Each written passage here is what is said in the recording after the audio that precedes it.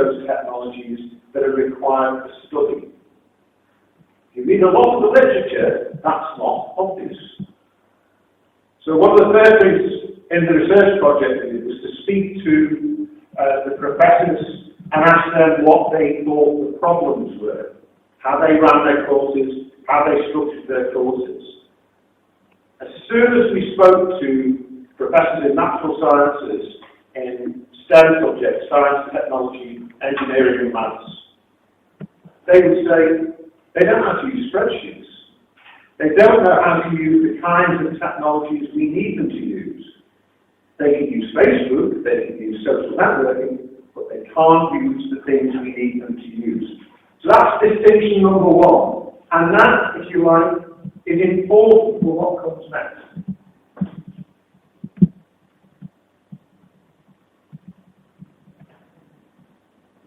The technologies that are used in institutions are not like consumer technologies.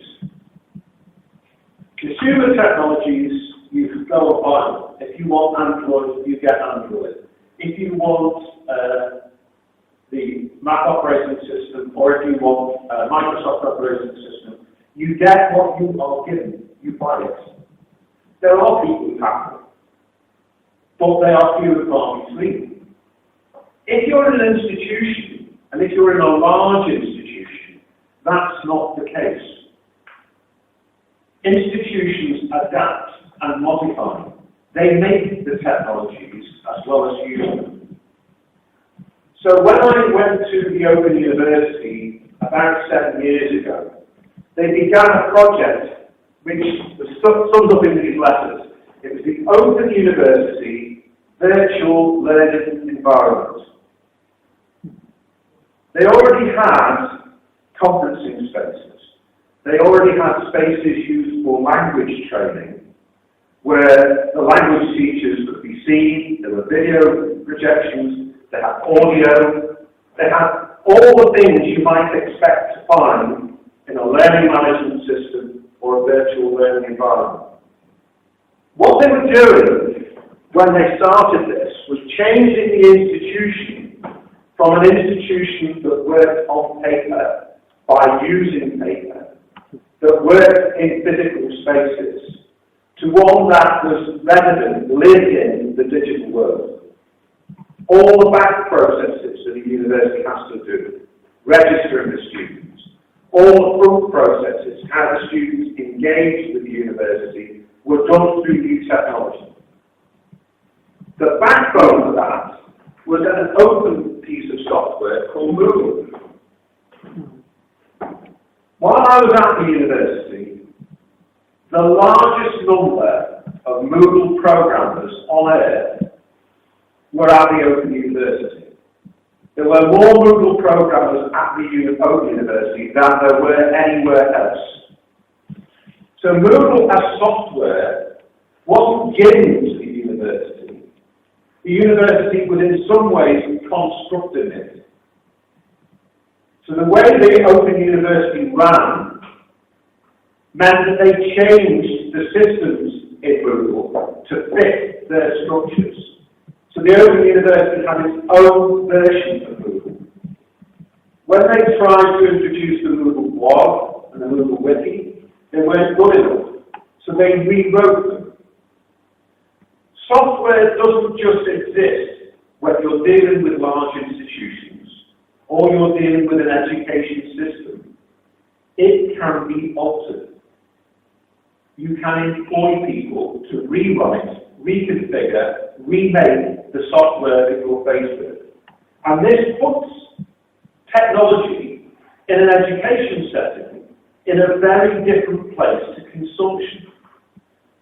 If the Spanish education system wanted to adapt, develop, or construct a technological system that fitted Spain, they can do that. Individual consumers, when they buy things, cannot do that in the same way. So there's a difference here. Now I've used this is just, if you like, an indicator. Do you use Turnitin? Is anyone familiar with what Turnitin does?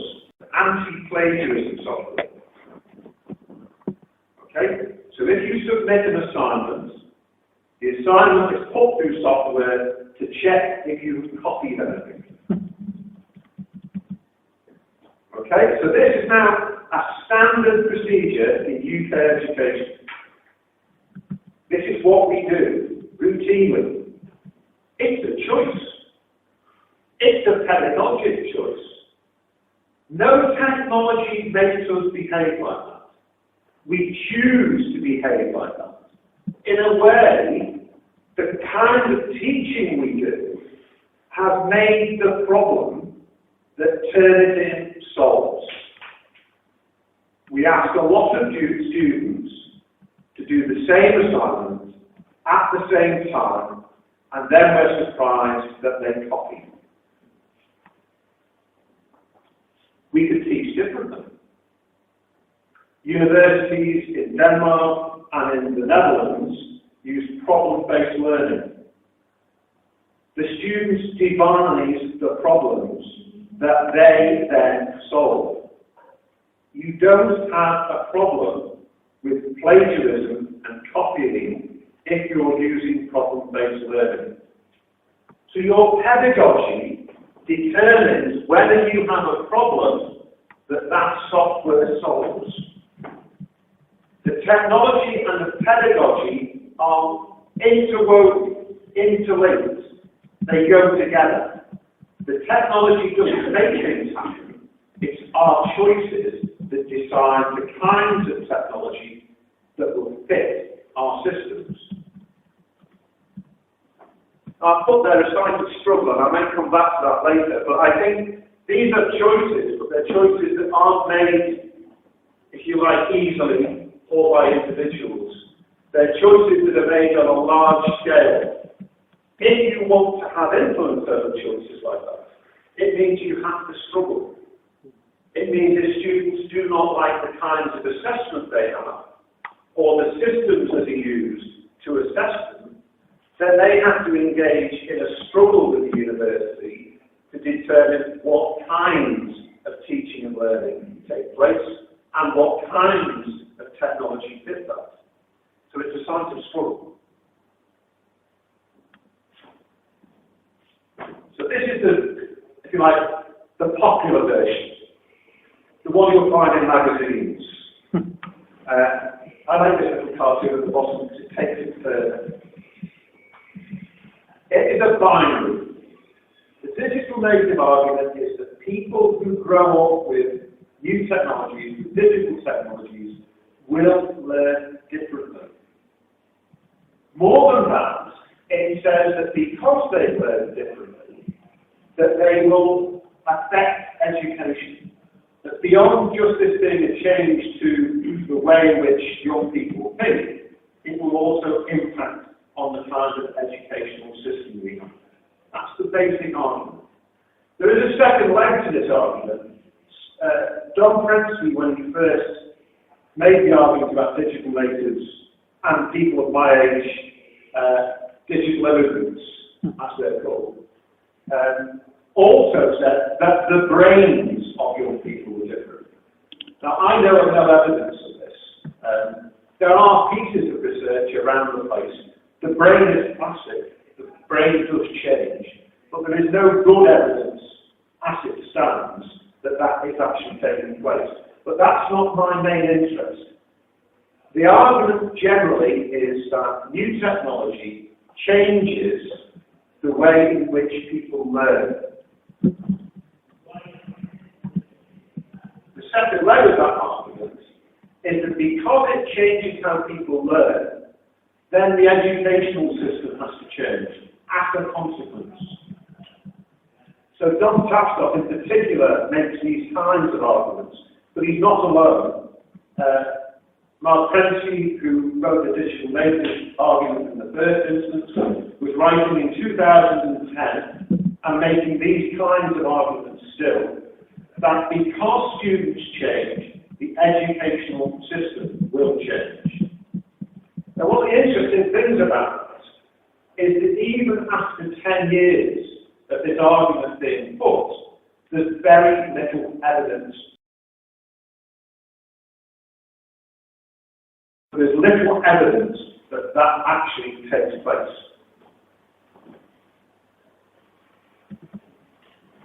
And so let's come back to who uses these arguments. Rupert Murdoch is a figure of pace in the English language world because of his newspapers and television ownership.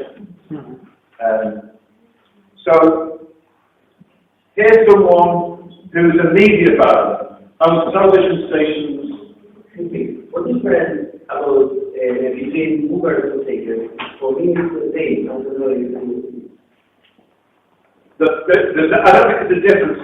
It's an American English phrase. Movers and shakers are people who have a big influence in life. And this is my example of how the digital native argument has been taken up. So this guy owns a lot of newspapers in the UK, Australia, United States. He owns Fox News, he owns Sky TV in the UK. So a bit like Berlusconi, he's one of the people who has a large influence in the kind of media that we receive. And he buys into this argument. One of the key things about the digital native net generation argument is that it feeds into, if you like, a marketized idea of education. It feeds into neoliberal arguments about how education should be done.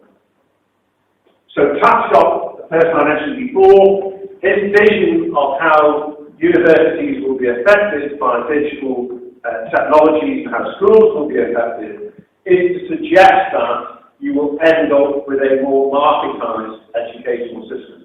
One based on the market, not one based on the public, not one based on the idea of the state organising education.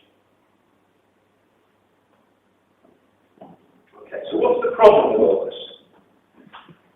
The first problem is that the empirical evidence doesn't stack up. The chapter that I wrote gives detail and references for all the elements of this. And in a talk like this, it's impossible to go through all the different elements. But please ask, if you want to ask about any particular aspect, ask me. There's now a large number of empirical studies done at various age levels, so in schools, amongst teenagers and at university level, done in various countries, both in advanced industrial economies and beyond. So there are studies, for example, from South Africa, a PhD student of my own did her research in China. So we have an idea of the ways in which these kinds of technologies roll out, not just now in the advanced industrial economies, but more broadly than that. And that tells us quite a number of interesting things about the way technology is taken up. So, for example, in the South African studies, students will go to exceptional lengths in order to be able to access via digital technologies. They will spend a huge proportion of their available income in order to be able to use digital technologies. They will walk considerable distances to get to internet cafes in order to be able to use digital technologies. And the kinds of use that you find in developing economies is often radically different to the kinds of technologies that you will find in economies that have a broader infrastructure, a wider infrastructure. So in South Africa, for example, there's a social network called Mixit that operates on a feature phone. Not a smartphone, not an iPhone, but a standard feature phone. In China, it's not unusual for students to read documents on their phone, which most people, I think, in countries where you could access a laptop computer or a desktop computer, you wouldn't probably use the technology in that way. What this tells you is there is no one way in which people engage with technology. Now, I've used it, if you like, international comparison, but if you look within the student population in an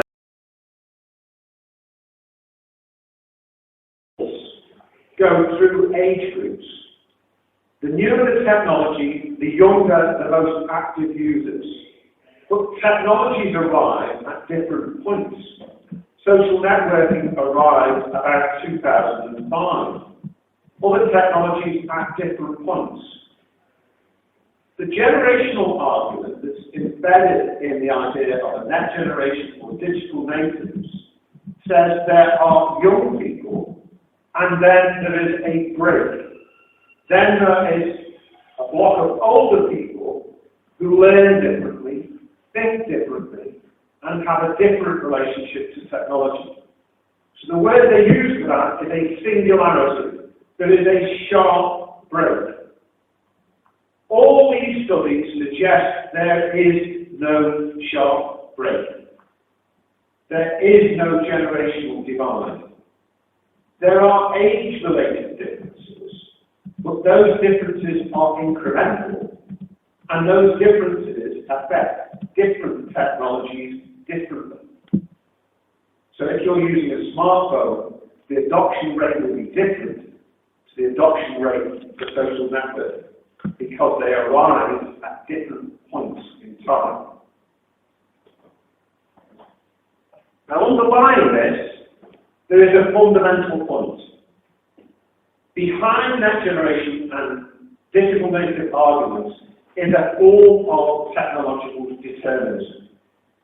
The technology is like this, therefore people will be like that. That's the hard form of technological determinism. A softer form of technological determinism is to say, here are these new technologies. If you want to use them, this is the way you have to use them. It doesn't just happen. It's not just because the technology is there, but they argue there is a better or best way of using the technology. So the technology doesn't just make you do something, but in order to use the technology successfully, you have to do it this way. That's the soft form of technological determinism. Behind the idea of net generation is the idea that technologies make you change. They cause change. Now, I don't accept that. I argue that there is agency at all levels. So if you remember, one of the points I was making was, when I went to the Open University, they adopted a new platform, Google. They adopted it in order to make the university a more digital university, less based on paper. The point is that they could choose to change it. There is agency in the institution. The institution can change the technology. Governments can change the technology. If you use technology in China, it sits behind a firewall. It sits behind a firewall that controls access in and access out of China. Within China, there is monitoring software. So if you act within the Chinese context, your actions will be followed by software. It happens in the West too. It's not the government, it's the major corporations, it's the banks.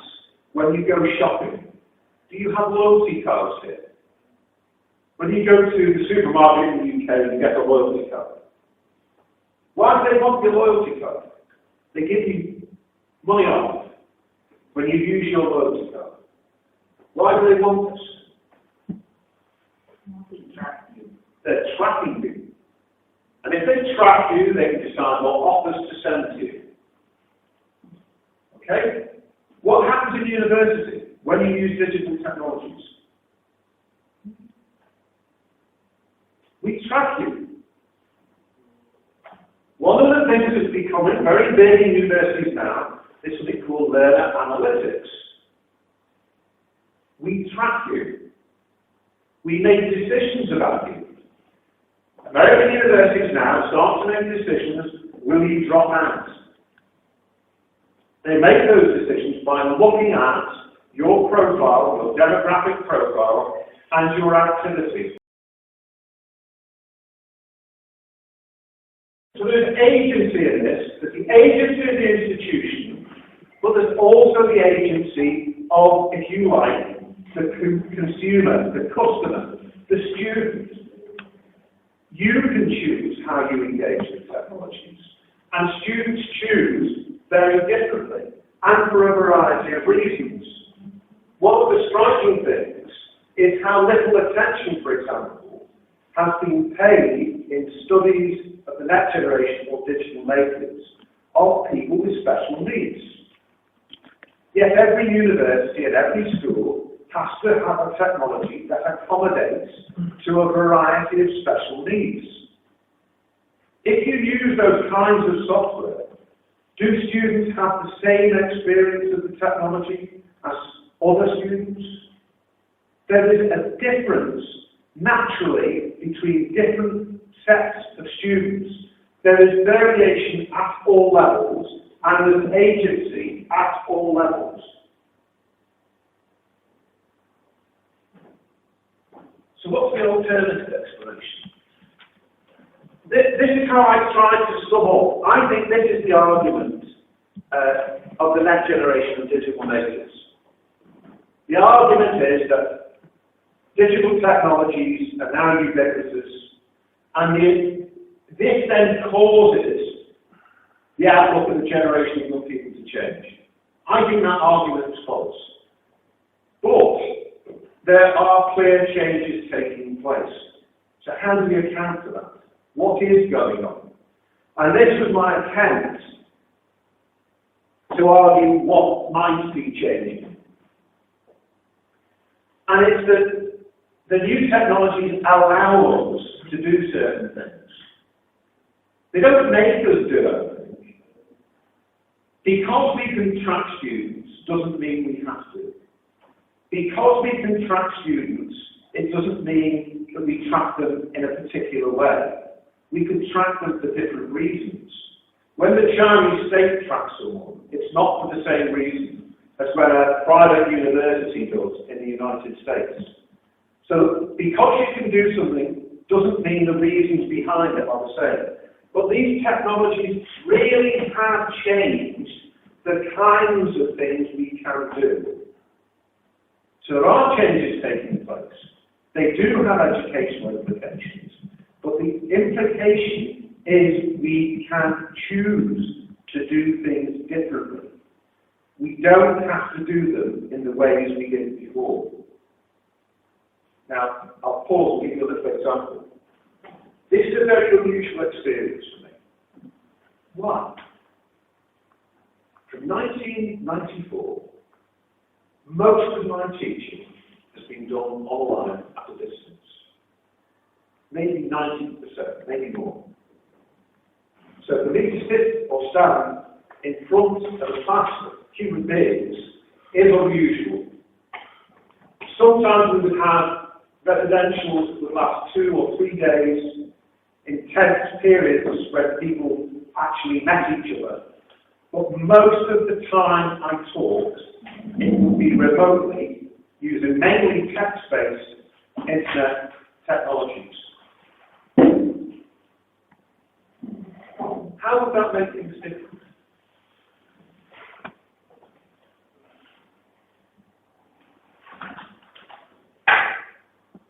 Would you be attending to me now in the same way if this was a video? This is another story. I went to a conference where they had live in one room, that room filled up. They then put a video feed into another room.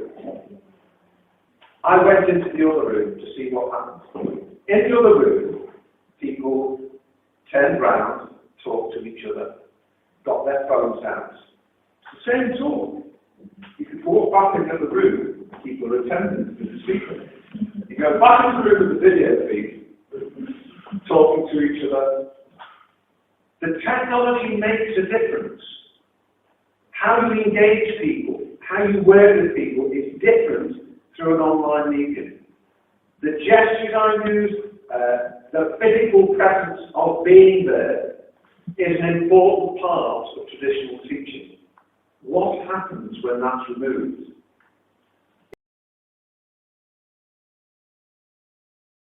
Even then, the process is not the same as when the technology is not present.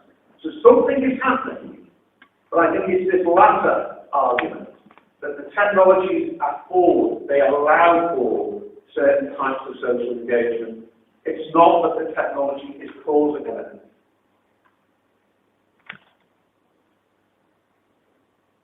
Okay, so this is just looking back a little bit. I said that when we started to look, and when you look at the empirical work, there's a lot of variation. What you find is not a generation, it's not a what. It's not something you could describe simply. When you look at the next generation argument or the digital native argument, they will say things about young people like multitasking. Young people like to do things quickly. They won't tolerate long discursive arguments.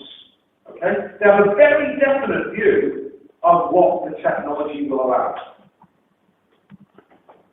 When we started to look at the student population, lots of the known differences are still there. So when you look, gender differences are still there. When you look, the mode of study matters. Is it at a distance? Is it place-based? If you look at the age path, as I said before, it's a gradation. It's a slow change. It's a change that is different year by year. It isn't one where there's a young generation and then an old generation. There isn't a step change one to the next. And, as I've argued already, students are an active audience. They don't just do what the technology enables, they do what they wish to do.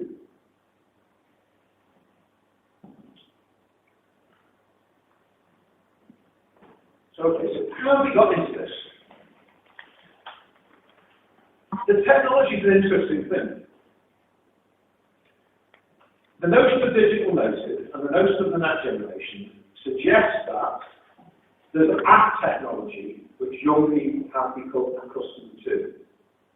So one of the questions you can ask, we found diversity amongst the students. So the first thing is to say, well, actually, the students, the young people are active. They are an active audience to the technology and can use it differently. But the second question that it raises is what is it about digital technologies? Is there something that we can talk about and say, this is the digital?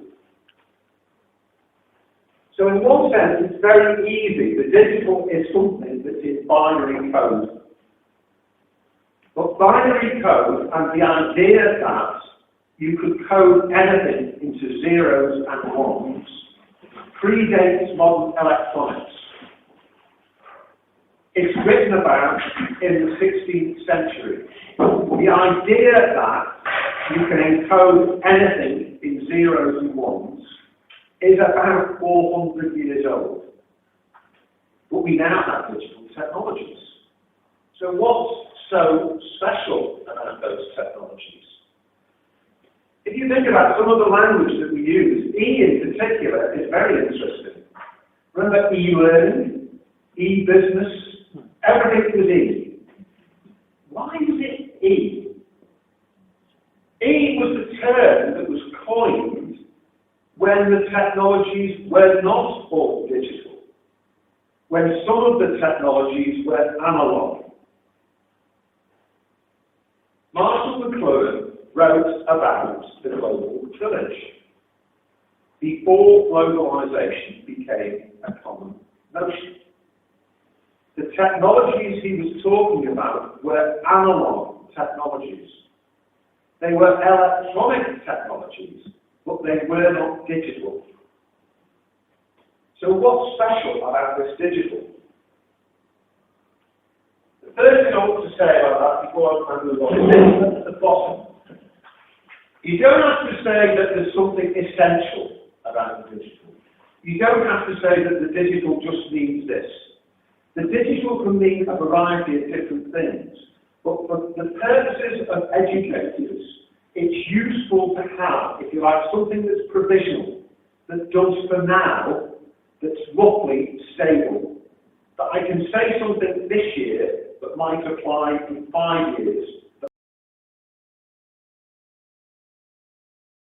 Just essential, eternal, it's about the digital, it will always be that way. It's to try and abstract some stability from the regular and rapid changes that are taking place with the technologies. So what is it about digital technologies generally that we can talk about? Now, I've already mentioned the notion of affordance, allowing you to do something. The technological determinist argument comes in right at the top here. It's about technology and effects. There is a technology, it has this effect. A more sophisticated argument is the notion of social shaping. It says the sorts of things I was arguing before. That these technologies arise from social processes. In the example I gave, the Open University reprogrammed Google. It adopted Google, but it then changed it. There is a social shaping of the technology. The technology you meet comes from somewhere. Technology just doesn't have effects. It's actually produced by someone. There's a third argument, and that's possibly the one that's the most relevant at the moment. The technology doesn't just simply have effects. The technology does come from somewhere, but there is a reciprocal interaction. If you look at something like the internet, no one's in control. If you look at something like Facebook, Facebook yesterday is not Facebook tomorrow. I have a set of screenshots on my computer that go back to 2005 and show, if you like, the various phases of Facebook. Facebook is, in the language of technology, permanent beta, never fixed, always developing, always looking for the next step. Technologies are produced by someone, they have effects, but they are not fixed. The internet is even more than that. It's a complex, dynamic system. So when people talk of a net generation, or when they talk of digital natives, they are saying a complex, interactive system that is not stable, that changes one day to the next, has specified particular effects. I don't believe that's possible. It's not possible because the thing that's claimed to have those effects itself is variable. It's variable about where you meet it in time, and it's variable about where you meet it in space. If you meet it in South Africa on poor bandwidth, it's not the same as if you meet it in metropolitan America where you have high bandwidth. I'm going to move on slightly quickly because I know I'm coming towards the end here. Some years ago, I tried to, if you like, abstract out some of the characteristics of digital technologies that affect education. And this is the list, and it's by no means an exhaustive list, but it's to try and hint at the sorts of things that new technologies are changing. These are the kinds of issues that arise. One of the big changes in terms of time shift. When I teach online, I can teach someone anywhere at any point in time. So I can have students in the United States, I can have students in Brazil, I can be teaching them from UK time. I use asynchronous systems, and if I want to call people together, I will use a synchronous system at a convenient time. Time barriers are changed by digital technologies. Place is changed. You don't have to be in the same place. You can do different things in the same place. Has anyone come across this notion of the flipped classroom? It's a very grand phrase for a very small idea. The small idea is that if you can distribute content outside classroom time, then you can use the time in class to do something else. Instead of listening, you could be actively involved. Okay? So it changes place. It alters what we think we can do within places. It preserves things. The British Museum has just decided that it's going to keep all sorts of websites. You'll be able to interrogate what people did in the United Kingdom via the British Museum in the future. Digital technologies naturally preserve things. If we want to, we can store things in a way that we couldn't before. I don't know how much I carry on my memory stick. I have one memory stick which is 8 gigs. 8 gigabyte memory stick. It's got almost everything that I've ever done on the computer on it. It stores all the documents. In the past I would have had filing cabinets. I'd have had bookshelves. Now I can carry most of what I need on a small memory stick. Digital preservation changes things. The boundaries, what's public, what's private. We mentioned before what people use in terms of their social life. What we now allow to be made public.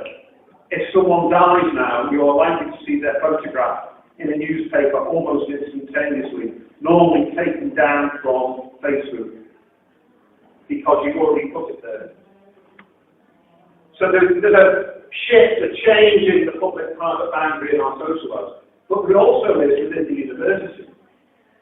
It's now difficult to know where the university ends and the university begins. Something like massive open online courses. Again, much discussed. I'm not sure that they're as radical a idea as they're supposed to be. But they, if you like, open up the boundaries of the university in the way that many classic universities had a notion of public engagement. The idea of a massive open online course is that anybody can register. Thousands can register. You don't have to take a certificate. You don't need a diploma. What you need to be able to do is to access resources, often from high-status institutions. And if you like, as people did in the past, you teach yourselves. You make use of these materials to teach yourselves. So the boundaries are being shifted. And much discussed has been the forms of literacy, what we use now. When I first started to do online learning, 1994, everything was text-based. Very little was used in image, because the bandwidth just wasn't sufficient. Now it's not at all unusual to have video clips. It's now not at all unusual for universities to use lecture capture, where they could, for example, capture this, and you could then go back later and replay it. It's a facility that can be very useful if the lecture's in another language, because you may not understand it all and may wish to go back and hear sections again. The forms of literacy we use, we're used to, our education is built around forms of literacy through the written word, print literacy, text literacy. But our literacies are changing as we now can use and search audio and video materials. I won't go into the last one because I've been taking too long if I do. Okay, this is just a point to another. This is Roger Savio, who argues that if you have the digital, he identifies these three elements here. And why I think this is important is the idea of social memory, the idea of education in a sense. What education does is social memory. Education is a form of social memory. It's how we produce knowledge, it's how we store knowledge, it's how we distribute knowledge. Digital artifacts have an impact on this because they can store huge amounts of information and because they open access all. They're the two I've been speaking about. But there is a third step, and the third step takes you back if you can do things. They can perform analytic, cognitive-like processes. So one of the interesting features of digital technologies is that they can begin to act back. Classic argument for this was the door room. You can delegate to the device that shuts the door. When you open it, as you leave the door, it will shut. You can delegate things to that. That's just a simple object. We're now dealing with digital technologies in complex, large structures like the internet. Those structures can act back. And you are never sure when the action comes back, whether it is a human and a machine, or whether it's an action we've simply delegated to a machine. And often it's a combination of all of those. So the computational base of digital technologies has a profound effect, or can have a profound effect in education. Okay, so I shall bring this to a close. I often make this distinction, if you like. I think we can talk about digital technologies, and when we talk about them, we have to keep in mind these kinds of distinctions about how we talk about technology in general. That we can talk about technology, if you like, as a tool, something that does a job for us, like a hand, like any simple device. We can talk about it as a complex assemblage, the sorts of things you find both in physical machinery, but also in large digital technologies. We could also talk about it in this third form as the digital age, if you like. That we live in a society infused with digital technologies that has changed things. The difference in what I'm arguing and what the digital native argument says is that I'm saying that those changes don't make things happen. They open up a realm of choice. They open up choice in education. They allow us to do things differently. They don't make us do things differently.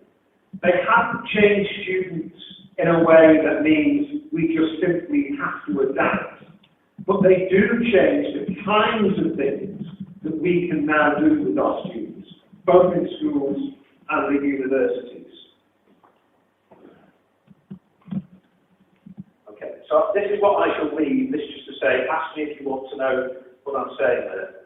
So, I was going to bring towards issues and future directions, so I'll leave that for the conversation afterwards. And the other thing you might want to talk about is this more general argument about where do technologies fit in causation. If I'm saying we can discuss the digital in a general way, but I'm saying the way in which the digital native argument uses it is wrong, then what are the ways we might want to talk about the relationship between technologies and the students that we will be meeting in the future? And I'll stop there. Thank you so much.